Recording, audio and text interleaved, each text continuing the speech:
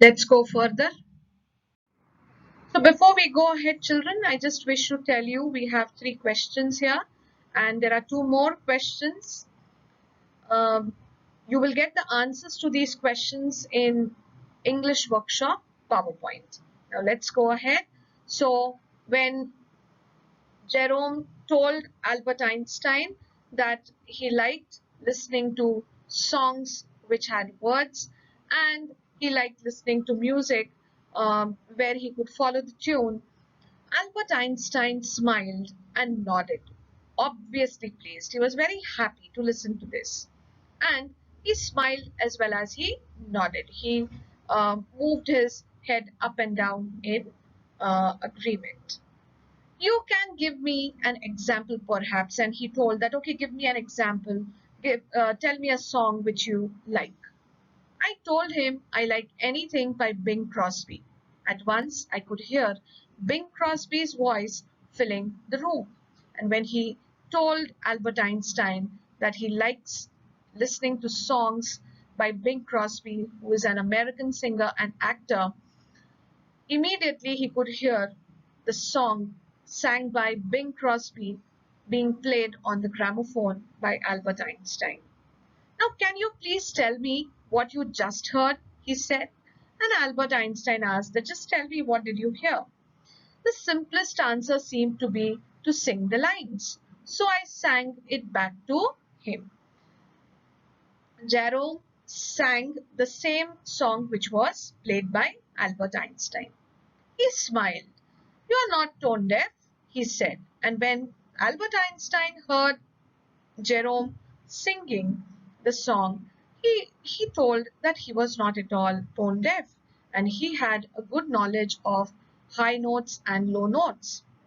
I told him this was one of my favorite songs, something I had heard hundreds of times.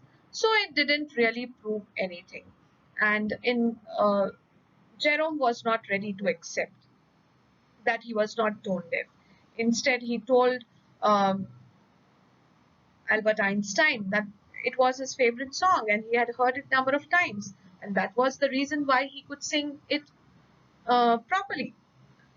But that did not prove or that did not make him feel that he was not uh, tone deaf, and it would not be a kind of proof he wanted to tell. Nonsense, said Einstein. It proves everything. And Einstein says that it proves that you are not tone deaf. Do you remember your first arithmetic lesson in school? Suppose at your very first contact with numbers means when you are taught uh, the numbers from 1 to 100.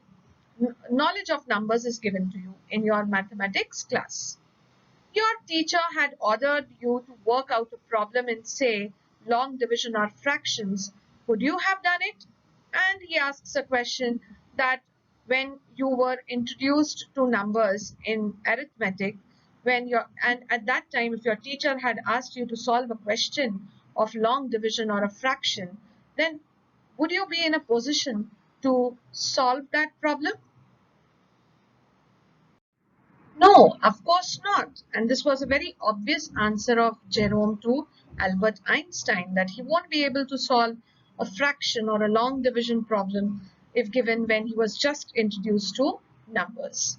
Exactly, it's like learning maths. To this, Albert Einstein told Jerome that it's the same way. Exactly, music is also like maths, like learning maths. You have to learn addition and subtraction in order to do multiplication and division. So unless you learn addition and subtraction in mathematics, you cannot do division and multiplication. Similarly, in music too, if you don't learn it step by step, you won't be able to understand music. Now I'm playing something a little more advanced, and he told that after Bing Crosby, he was now going to make Jerome listen to a song which was a little bit advanced. It was John McCormack singing the trumpeter. Sing that back, he ordered, and he made him listen to the song The Trumpeter by John McCormack. And he asked him, come on now, to sing the song back. And we went on from level to higher level until he was playing just music without words. So, level by level, he just made uh, Jerome listen to um, advanced songs and advanced music. And finally, now Albert Einstein was playing only music without words on the gramophone. I was amazed that this great man was paying complete attention to me so that I could learn something new. It was as if I was the most important person in his world. So it was not at all needed, but Albert Einstein was taking such a lot of interest in Jerome, in the writer, the narrator. And the narrator was amazed. He was so surprised that this great man, this renowned personality, Albert Einstein, was taking such a lot of interest so that he could learn something new. He could understand classical music. He could understand Bach and enjoy uh, enjoy the music by Bach. And he felt that during at that moment he was the most important person for Albert Einstein. Uh, the way he was taking interest in him. Suddenly he got up and turned off the gramophone. And he just turned off the gramophone. Now, young man, he said, we are ready to listen to Bach. We went down and sat in the hall. Just allow yourself to listen, he said. That's all there is to it. And he told that you just allow yourself to listen to what the pianist Bach is playing. And that's all you are supposed to do.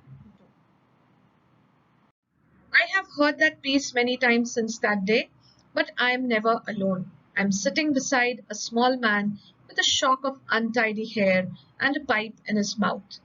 He has eyes that are unusually warm, and the writer says that he has heard that music piece played by Bach many times since that day, but he never feels that he is listening to that music piece alone. He feels as if he is always accompanied by that small man with a shock of untidy hair and a pipe in his mouth. That is the description of Albert Einstein. He feels he is accompanied by Albert Einstein. And he also remembers the eyes of Albert Einstein, how unusually warm they were. Eyes which were filled with kindness, eyes which were full of friendliness. And in a way, he wants to say that he remembers that incident which took place in his life. When the concert ended, I too was able to clap sincerely. Initially, the writer was clapping just because he heard the audience applauding uh, to the music piece. But now, after understanding music of Bach, he also was able to clap sincerely.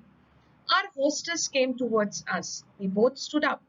I'm so sorry, Dr. Einstein, she said, giving me a cold look, that you missed so much. And she told Dr. Einstein that she was sorry that Einstein had missed the concert. And she gave a very cold look, a very unpleasant look to the writer. I'm sorry too, he said, and Albert Einstein said that he too was sorry that he was not able to listen. My young friend here and I, however, were engaged in the greatest activity of which a human being is capable, and he gave a very intelligent reply to the woman that he was engaged in the greatest activity which a human being is capable of. Now we'll know about it in the last line. She looked puzzled. Really? She said.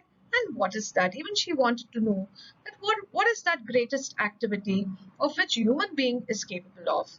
Einstein smiled and put his arm across my shoulders, opening up the frontiers of beauty. So this is the greatest activity he believed in, which a human being is capable of. That is to open up to the frontiers of beauty. Frontiers means farthermost limits of knowledge or achievement. In a way, he wanted to convey that we all human beings are surrounded by immense beauty. All Everything which we are surrounded by, or everything which we see around us, is having a lot of beauty in it. The only thing is that we need to explore that beauty. We need to understand that beauty. We need to be open to that beauty, to all those beautiful things which are around us. We should not be afraid of experiencing or trying new things, right? Because unless we experience new things in our life, we won't be creative in life. So understand, once we understand the beauty of which is around us, and we experience this beauty, try to do new things in our life, then we would definitely become more and more creative, as the writer became over here, because he opened up to the knowledge of classical music. Once he understood classical music, he was able to enjoy the beauty of music. So that's all what I want to say, or what I want to explain you about this lesson. I hope, children, you have understood it. Thank you very much.